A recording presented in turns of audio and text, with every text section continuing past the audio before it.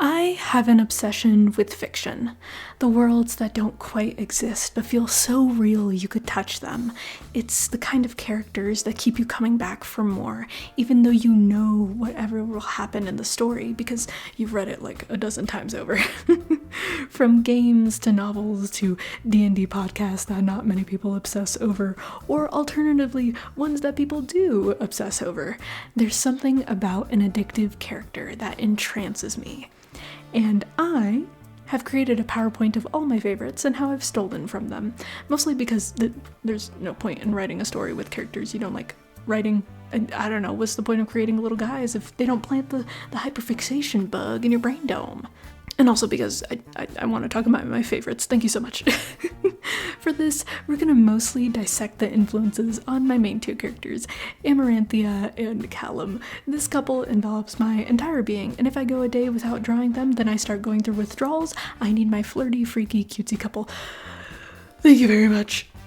Do note that these two are in an Indian fantasy for the most part, which isn't something really done by any of the modern fiction I consume, especially animations, comics, video games, all that kind of stuff. So I am, on some level, taking from Indian fantasy mythos, books, niche fiction that I've somehow stumbled upon, because I would love to see the representation I don't see too often. I want to create that space, and I really want to make a pilot for funsies. I just have to confront my fear of asking for help in voice acting and composing and existing. Anyways, fiction does not exist in a vacuum, and I want to ramble about the characters I like and how they've influenced me. So here I am. We're going to start with Callum, and I'm going to note here that my taste in fictional men varies wildly since I've had my characters for over a decade. On one hand, some of the influences are from some very weird spots in fiction as a teen, and on the other hand, there are some characters I have hear me outs on that I sure as hell don't want to be tossed into the sauce of Callum's being. For example, I love Tomoe from Kami-sama Kiss, and Hakubo from Jibakusho no Hanako-kun, basically aka neurodivergent man-eater over here, sassy man over here. And also, I don't want Kane from Pirate 101, aka colonizer robot, who is, look, his voice is really deep and his design is really hot. The mask, I would, but I wouldn't make him into Callum, alright? We're not adding these people into the sauce. So, that brings us to the people who are added into the sauce of Callum. We've got our princely characters first up. Princely types, I do want to say, as a general, tone, they are princely in both literal and, figurative senses. We've got an array of people, as you can see here, and we are going to start with Jiun. Jiun, sweet, deeply enriching, first love of mine, could not stop going through his route when I was 11, and I have watched that route a dozen times over since then. He's a character from Dandelion, Wish is Brought to You, and that is a Chariots game, one that they made way before Mystic Messenger. I love their games before Mystic Messenger, God, I wish they'd come back. But outside of that, Jiun, his powers, his way of guiding Heejung, the maid character, his route, it doesn't even have a kiss. It just shows the intimacy of trust, of finding someone who helps you change for the better, and vice versa. I adore him. He taught me a lot. Now, to note, while his route does not have a kiss, it does have a scene that I will go over. So, for context, there is context to this. He really likes eating little apples in the shapes of rabbits, which is why this little gif little guy is here. And with that, he in this scene licks the blood off of her hand. It's every other guy, as you can see here, is absolutely losing it. I love that I placed this directly where it covered one of the guy's reactions. Great job on the cinematography of this, as you can see. But it's so good. This scene lived in my head as a teen like rent free. It's just a little bit of like oddness in him because of how like, you know, he grew up in this like palace where he was heavily guarded and wasn't really given a lot of room to engage with actual people in proper conversations like a real human being. So he's just a little weird, and it's like the sweet and warmth of him combined with the absolute fucking weirdo energy. It's so good. I love having that kind of stuff in people. It's one of my favorite things. And speaking of weirdness, it kind of reminds me of when I read that one scene in Yona of the Dawn. Yona of the Dawn has two main characters. One of them is Hawk. He is the love interest for the main girl, and I don't know what's up with me in this. I don't know what to tell you. I guess I just like hand lickers. I don't I don't know what's going on. That was where this joke was going to end, but I realized while making this, I just want to let you know I didn't think about these scenes actively while drawing this like 2 years ago. Let me enhance the problem child for you. I did draw Callum licking Amy's blood off her hands. Oh no. I have to leave. Hey guys, I have to leave. Why did this happen? I don't know what to tell you. Maybe these scenes influenced me more than I assumed. I was doing this as a joke and then it absolutely exploded in my face. I guess I am right about them influencing him. Anyways, Arthur from Rune Factory 4 is our next princely character, and he, to me, embodies Callum's dutifulness. Arthur is, I think, the 14th prince in line, a technical bastard child. He is sweet and prim and proper, and he's also got like this little bit of a flirty side. It makes me do a little dance. But his character mainly is so attentive, and he takes his tasks very seriously. Even if he isn't next in line for the throne or in the most powerful position, he just cares for the kingdom. That sense of care, of integrity and duty really embodied Callum's own values when I started to build him up. Video game men just really get to me. What can I say? Okay, I gave him onigiri and he loves me and he's a nerd and I win. It's the most easiest way to win, of course. Speaking of video game men, we have Fire Emblem 3's oh god, this fucking title. We have Fire Emblem 3 Houses Claude. This is a game that I still haven't played, by the way. Hey, what do you mean that you like a character from a game you have never played on a console that you told yourself you'd get someday, and now there's a version 2 of the console? Well, good question. Let it be known that I fucking love watching relationship compilations of games. Oh my god. Claude, look, I like princely characters on principle, but a princely, flirty character who's trying to unite nations, mwah. Mwah. I was so excited to see more tan skin rep as a teen. I was starving. It's wild to think about this series though, since I have played a lot of Fire Emblem games. I remember recommending this one before I had played it to a person who had then bought the Switch, played the entire game 3 times over, and like switched schools before I ever got the chance to play this game properly. I still haven't.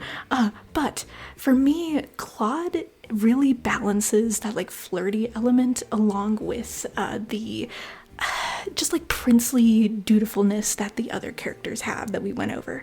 And as you can see, he's very scrunkly, he's very squishable, as is noted here. And I like that his older design has that bit of like buffness. He's got a little bit of muscle, you know? That's something I want with Callum, okay? We gotta have the meats, okay? It's part of the contract. But I digress. Since we have gone over princely boy characters, we shall go into the second category, soft boys. Soft boys, Gian technically falls into here too. There's going to be overlap, but this encompasses both teenage and adult influences I've had as I've grown into like watching tons of media, playing tons of media, etc., etc. I realized that these are all video game boys. Hedwyn is a vagabond from Pyre. It's a game created by Supergiant, the people who made Hades. You in Pyre are fighting for your freedom alongside him and a wide cast of characters.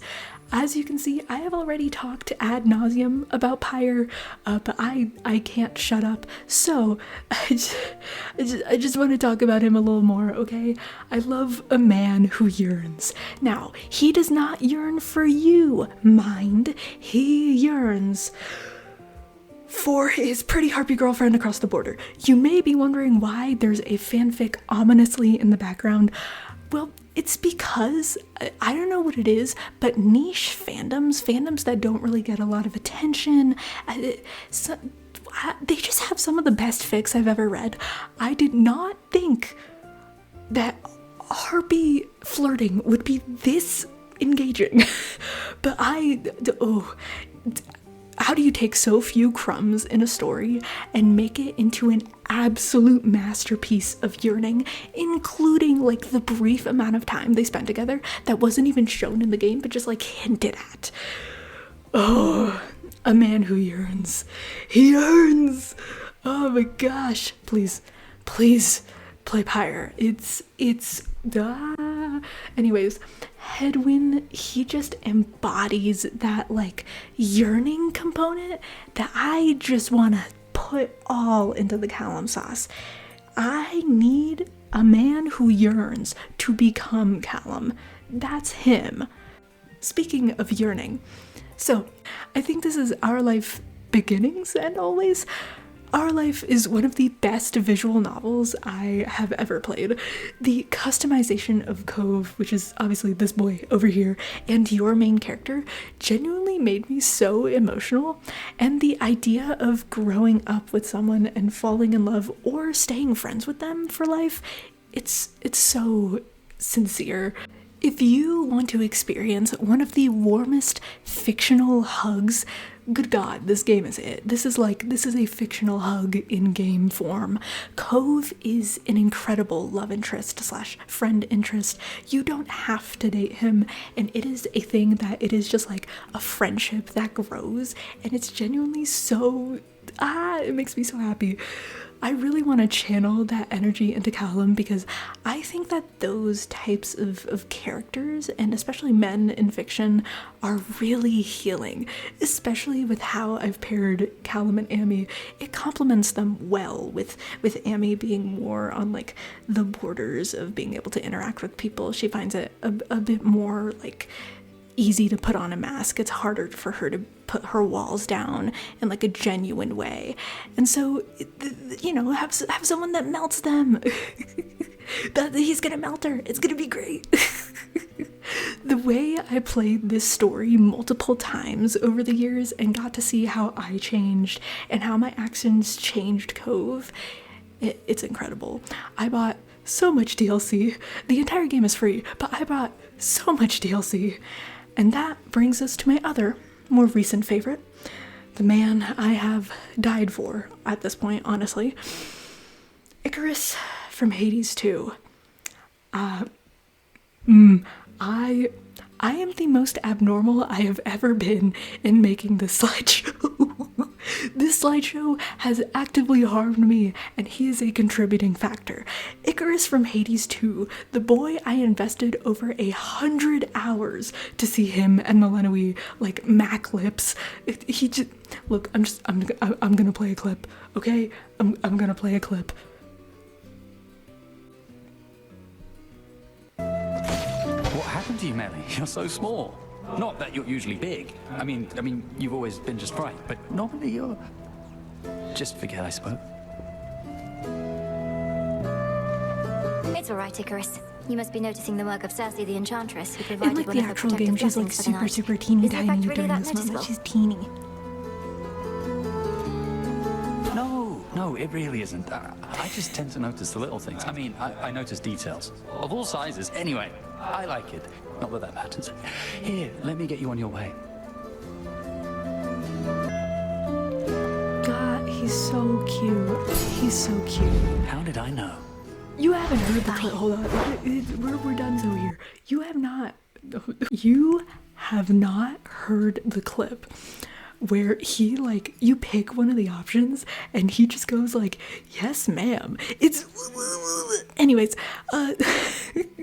that line, so many lines, they just made me bang my head against a wall. Oh my god, it was too hard to choose the perfect line to show you guys because all of them are perfect. Please marry me. Oh my god, he has such a sweet, kind voice with like this tint of admiration and flirtation at every turn. It's the type of character you get instantly infatuated with. He just exudes warmth. And that sort of longing, especially considering that him and Melly have crushes on each other, previously dated, the whole 9 yards, is so Amy Callum. Oh, these bitches be yearning. And if Callum isn't yearning hard, then there's no way that's him, alright? That's an imposter. Kill that dude. And playing through the game and seeing these two have their whole spiel, their whole song and dance, it genuinely was at some moments where I was just like, am I just watching Amy Callum in live 4K? This is, y'all are just like, y'all have been flirting for like years. Get together. Get back together. Bring the band back together, please. And speaking of yearning, that brings us to the next category. Oh god, don't play the video, thank you. To the next category. Flirts. Icarus falls into this category, plus we've already covered Hawk from Yona of the Dawn to some capacity with the protectiveness and the flirtiness of him, so I won't mention him here. But before you ask, yes, this is a sword. Hey guys, it's not okay how pretty Noe from the case study of Vanitas is. It's not okay. The entire time I was watching it, I could not stop thinking about how much Noe looks like Callum, especially in this scene here. It looks like he's wearing a kurta. It was like seeing my boy animated in real life. I was on the ground. Noe is mostly a soft boy, but he just has these moments of like unintentional flirtation and vibes that just, I'll show the clip. Chekhov's gun this. I can't breathe. I'm sweating. I am sweating. Ooh, next slide. We cannot look at him this long. This is gonna be a problem. The sword. So Sword Boyfriend, my beloved, Mr. Nobody. Sword Boyfriend is what he's colloquially known as by the fandom. He is the main girl, this girl over here, her name's Red, main girl's lover, who got stabbed while protecting her during a show she was performing at. As you can see, the back of his head and body are present in human form. We don't see his actual face. So, what really pulls you through is his voice. We're gonna play. We're gonna play. Alright, here we go. We got 4 problems. We saw their faces. Okay, before we get into even more problems.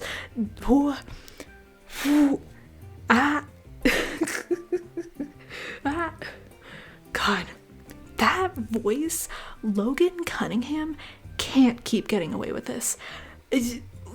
Real women want to date a sword, okay? I sung a song from this game in front of way too many people as a kid because I wanted to channel sword dating energy. It's insane how good voice acting can make you just crumble.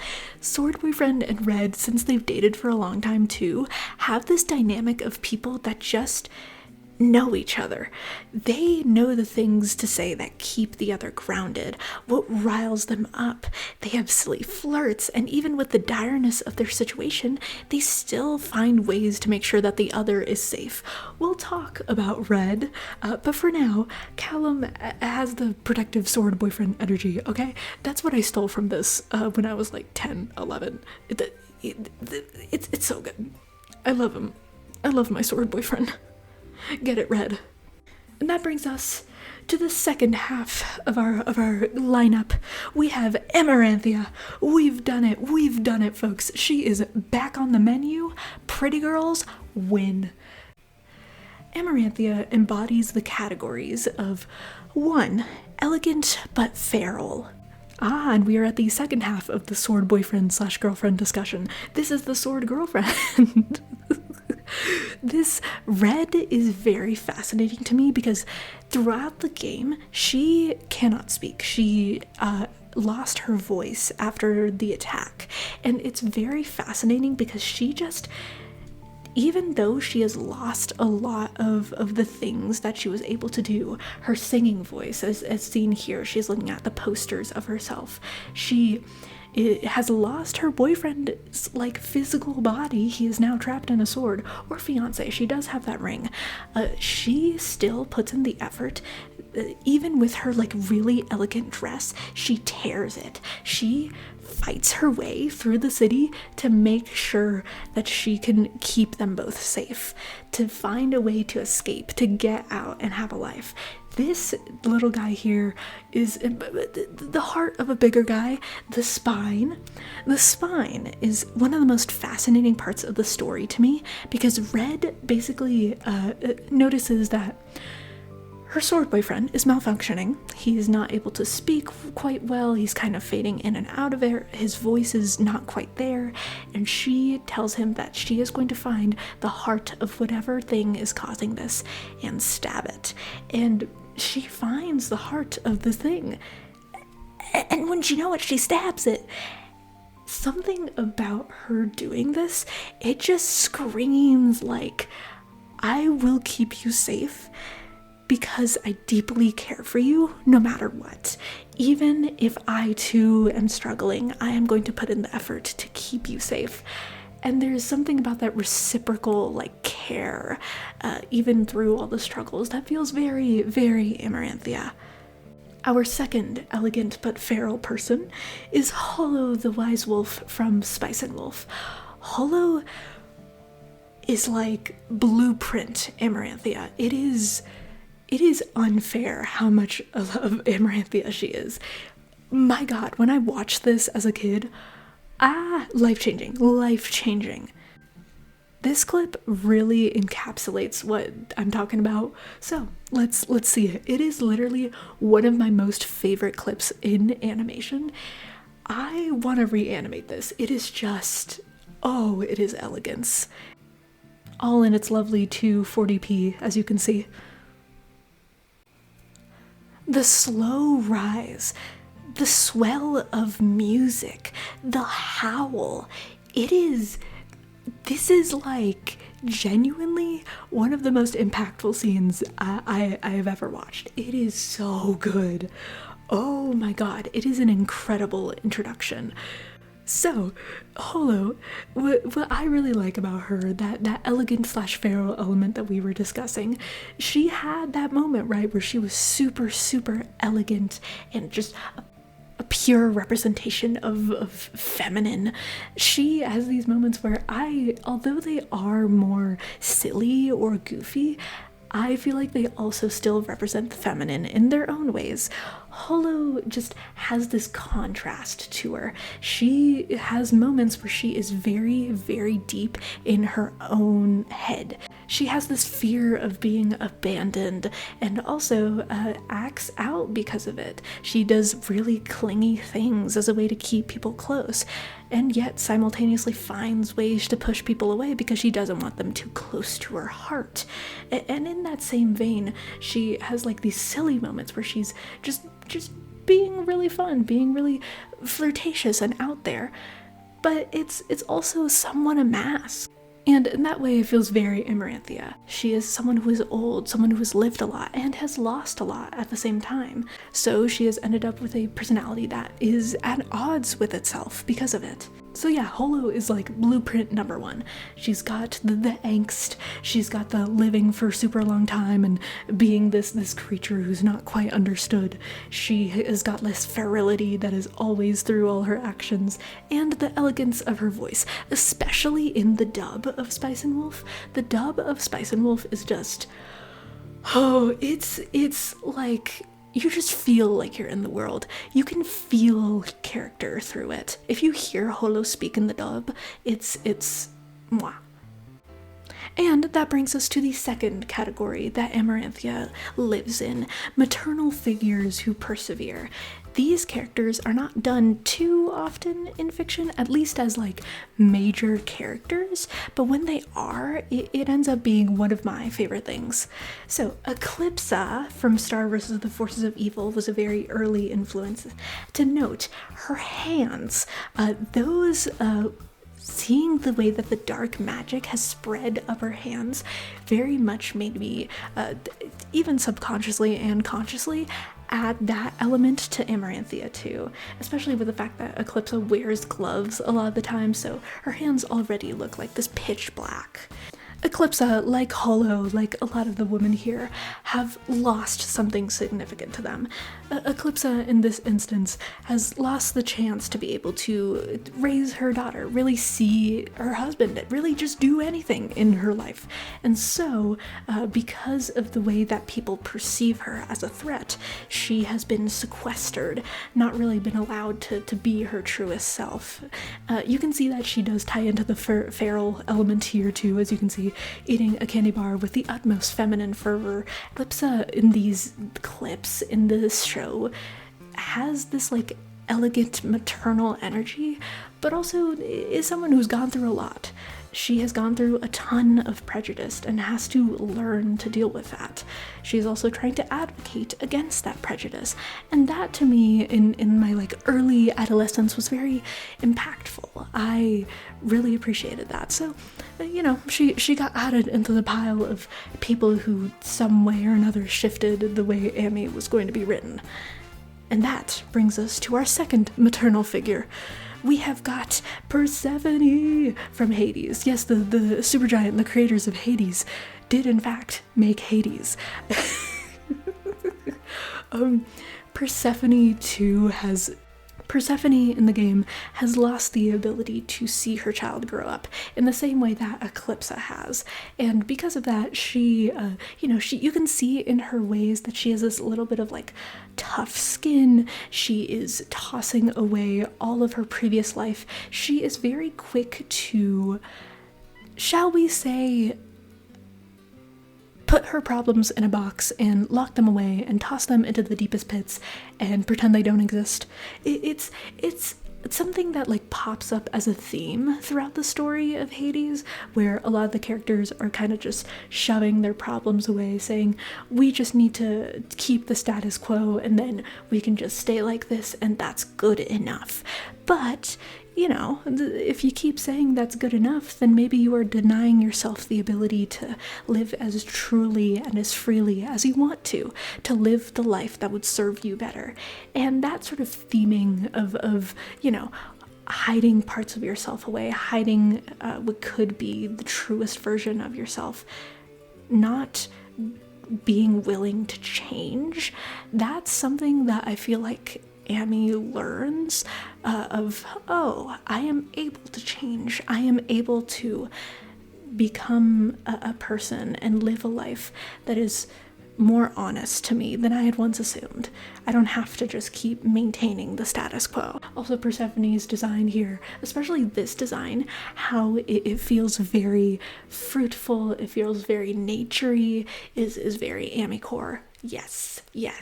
This entire background, yes. Living the Amy life. This is the dream.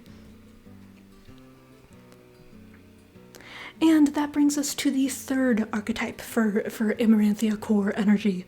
We have got, of course, look, even if I didn't talk about Hakuo, we are gonna talk about Sumire connecting to Amy, because autonomy versus control is one of my favorite archetypes in fiction. Sumire in the very long video I made about Hakuo and Sumire, she is someone who focuses very heavily on the control she has in her life. She is someone who is seen as simultaneously lesser than, but also someone who is important and contributing. She is degraded within her community for being this Kanagi who has to be sacrificed, but is also simultaneously revered because she is going to end her life so that everyone else can prosper off of her death. even though she does not want to. But because she has so few choices, such small ability to have control in her life, knowing that she is going to die, she develops some very weird habits over control. She really does not treat people like people. She treats them like pets. Like, at some point, this person is going to acknowledge that I have impacted them. Even if it is in the worst way possible, at least they know that I have impacted them in a way that is irreversible. They will never forget me. Basically, I just love girls that haunt the narrative. It's one of my favorite things. I love a girlie who haunts the narrative. She literally and figuratively is haunting people. And that, love that for her. I especially love how she looks in these panels in particular. She is saying such wild stuff in these panels and is doing such wild things by revealing her true nature. But it is done with this weird need to be accepted, to have someone care. And it's so good. I love that for you, girl. I love that for her. Live your worst life. Live your worst life. And in the this is an odd mashup here. Farina, we're gonna start with over here. This tall, actually she's very short. This tall girl over here is from Genshin Impact. I know. Okay, shh, it's gonna be just one character. It's gonna be just one Genshin character, I promise. I haven't played the game since, it's okay. Her being forced to abide by fate is very in line with how Amaranthia struggles against fate herself. And tying to that, Gongubai and Darlings both deal with the feminine figures who fight to stay alive and thrive in a society that brings them down and shames them. These two stories are very in touch with how womanhood, femininity is simultaneously praised by men, but also taken advantage of. It's something that I hope to tackle in some respect with Amy. She is someone who is dealing with femininity, motherhood, the struggle of being respected in conjunction with these topics. They're all subjects that I find very compelling, especially because Amaranthia is a very large public figure in the story, like Farina is. So if I can find a way to, do all that in my story, I'll be very happy. Side note, the aesthetics in Gongubai are insane. It's genuinely one of the most gorgeous movies I've ever seen. I've made, for Darlings, an entire AU. Do note that because I am mentioning so many stories, this does not mean that I like everything that happens in them. That if I'm a character who is going through some pretty nasty stuff, that doesn't mean that I condone all the stuff they are doing or experiencing or that the story has done. Please. All right, rapid fire, or more like slow fire, because I just keep talking. Anyways, we have a couple of people that we are bringing together here. This is a slightly odd lineup, but walk with me here. Firstly, we have Domi from Case Study of Vanitas, the girl who has a crush on Noe, this guy, and Reze from Chainsaw Man. These two really capture a solid, mysterious energy while still having this edge and sweetness to them, especially Domi. Amy used to be, in the way that I was writing her and portraying her, very hard to fluster. Her response to any flirting was usually yes and, but I have, over the years, found it really endearing to have this very competent woman just melt into a pile when she is truly infatuated with someone. So Domi captures that energy and way more. Originally, funnily enough, I did not like Reze at all when I read the Chainsaw Man manga years back, but the movie, the way that they portrayed literally the exact same panels, somehow found a way to make me completely flip my opinion of her. Gosh, my poor girl, my poor sweet girl having to work against her own dreams and desires. Very Amy core. Tomoe, in an odd twist, has more of Amy's sass and cunning than Callum's way of doing those things.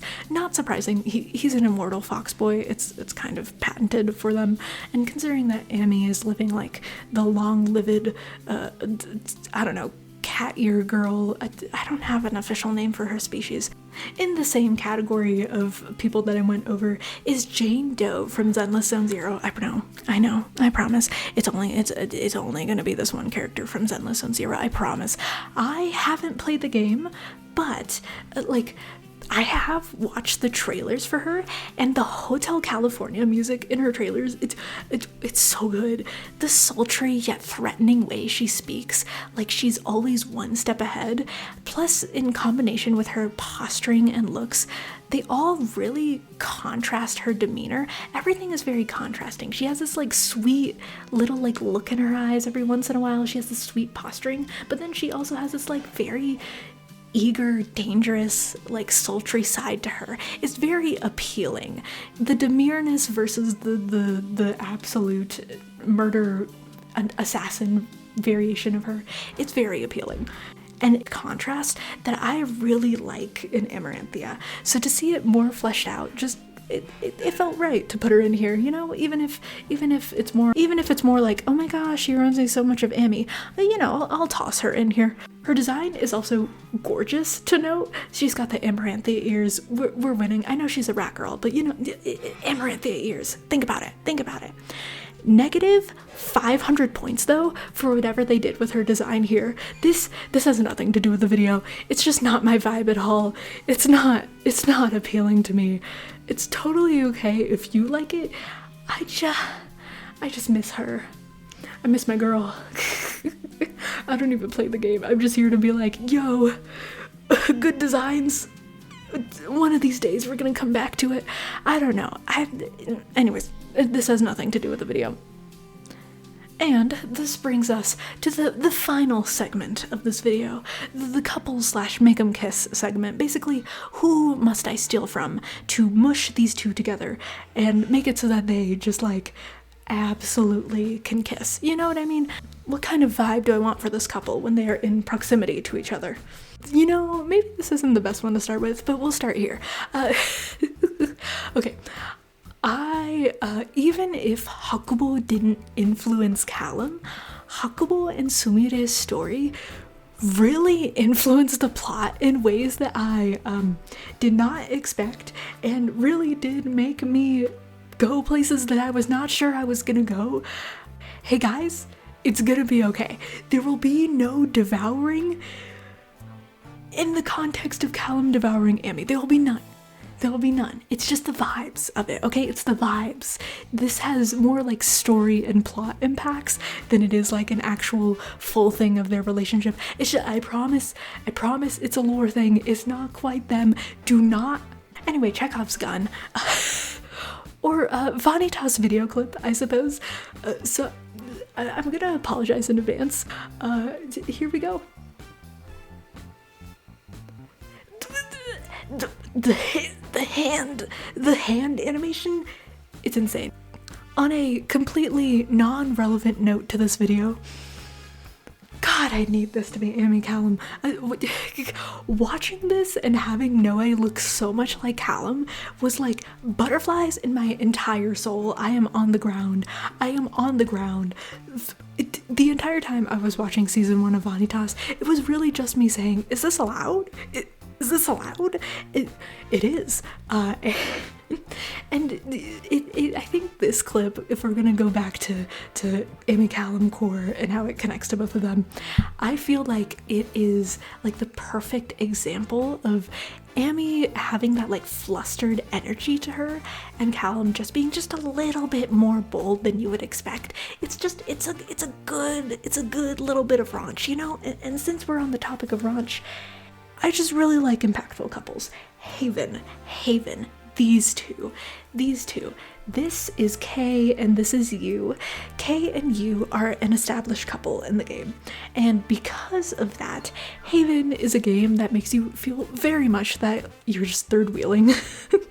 And because you're third wheeling most of the time, it is an absolute goldmine of couple clips. It has a male, ex-male, and WLW2. It's all in there.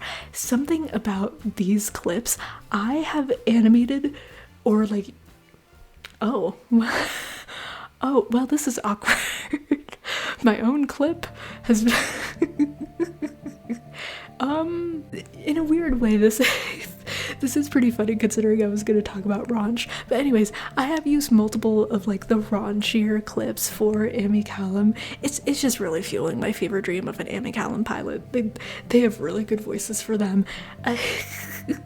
But in particular, Haven and the way that they have these two just live as a couple, work through their problems, be able to just have these very solid interactions. It makes them feel like they're friends and a couple, not just, you know, doing all the flirty things.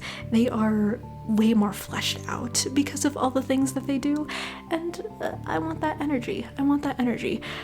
Genuinely, this game was just so fun. Very much feels like I was just like, alright, I guess I'm just watching a couple do all these things. But you know what? It's great. So, since we were talking about Spice and Wolf so much, you knew it was gonna come back. The themes of abandonment and hurt comfort with these two had me in a chokehold when I was little. It's like the high of a relationship that tears and brings people like apart and together. I really adore the way that they did Lawrence and Holo. It's like this initial bit of hesitation that Lawrence has towards her that really evolves into them both becoming very comfortable with each other. And it really warmed my heart as a kid, so I'm sure it's had some serious influences on me now that I'm an adult. Really, I think with all these examples I've provided and all of these fictional characters, the takeaway that I've had from making this video outside of, oh god, putting together so many PowerPoint slides. This is like 50 plus slides, I'm just letting you guys know. Outside of the horror of compiling images and GIFs of stuff, I feel like a lot of the characters that have really impacted me, I have put a substantial amount of effort into seeing them in some way, shape, or form in the characters that I am already writing. If I am creating a AOC, I want them to embody something that has already brought me joy or emotionally impacted me in some way. And so I'm very happy to find characters and worlds that make mine a little richer, because if I keep doing that, if I keep finding worlds that enlighten me and I keep making my world more enlightened, then hopefully in some way, shape, or form, I create a story that has brought me as much impact as those stories have. So that's the goal.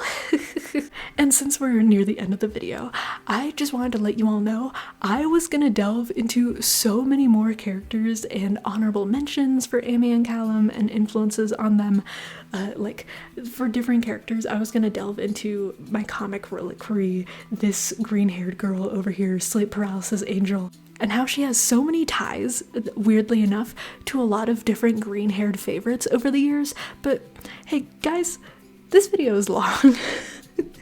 I delved into only 2 characters. I didn't even dip into the like hypothetical music portion of the video or novels or films that represent the story, but that's the nature of the beast of admiration. There's a lot of people's creations that I admire. I'm gonna sleep first, then we'll see if maybe how a supposed part 2 goes. It's in the consideration bin for now. Mayhaps. Thank you for enjoying all my rambles. If you wanted early access to more videos, comics, I have a Patreon. Whoa, look at all these people who have supported me with their money. If you so wish to support more projects, I appreciate it. Thank you for watching this video and supporting anyhow. I realized I completely forgot to mention this part, but Callum also has like a lot of things in common with Claude in terms of how he flirts. At least very early on, he is super early, there's like a war going on. Before the war, he is just kind of just like this flirtation machine with like a ton of people. And so that is something that I feel like Claude very much embodies. The raunch of pre-war Callum, and then war made him go, oh, actually, no, we gotta pick a different strategy.